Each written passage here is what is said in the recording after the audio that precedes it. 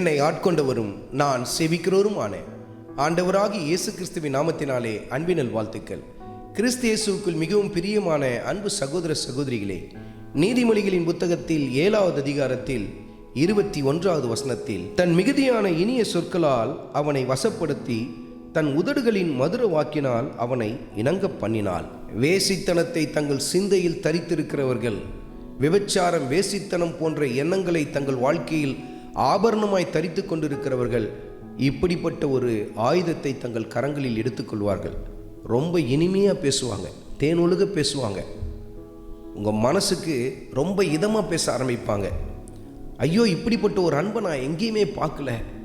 அருமையான வாலிப மகனே, வாலிப மகளே, தங்கள் சிந்தையில் சீர்கேடான எண்ணங்களை கொண்டிருக்கிற ஒரு மனிதனானாலும் மனுஷியானாலும் இப்படி தான் தங்கள் மிகுதியான இனிய சொற்களினால் மற்றவர்களை வசப்படுத்தி கொள்வார்கள்.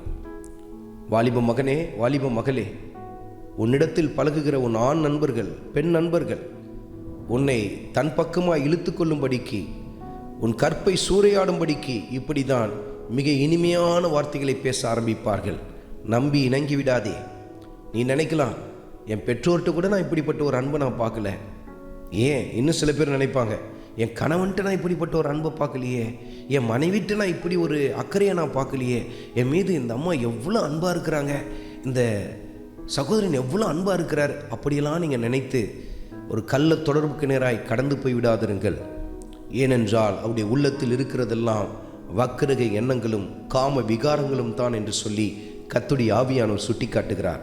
தங்கள் மிகுதியான இனிய சொற்களினால் அநேகரை இப்படிப்பட்ட விபச்சார எண்ணங்களை உடையவர்கள் வசப்படுத்தி கொண்டு குடும்பங்களை சீரழித்து கொண்டிருக்கிறதை நாம் வெளியரங்கமாய் பார்த்து கொண்டிருக்கிறோம். அருமையான மகனே, அருமையான மகளே, இப்படிப்பட்ட நபர்களை விட்டு உடனே விலகி வந்துவிடு.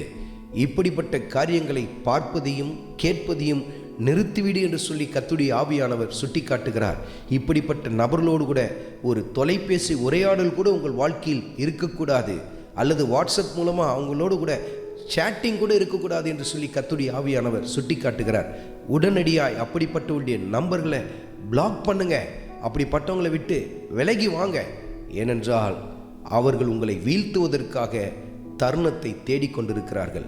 அருமையான மகனே, அருமையான மகளே, கர்த்தருடைய வார்த்தைக்கு நேராய் திரும்பு. அவருடைய சமூகத்தை தேட ஆரம்பி.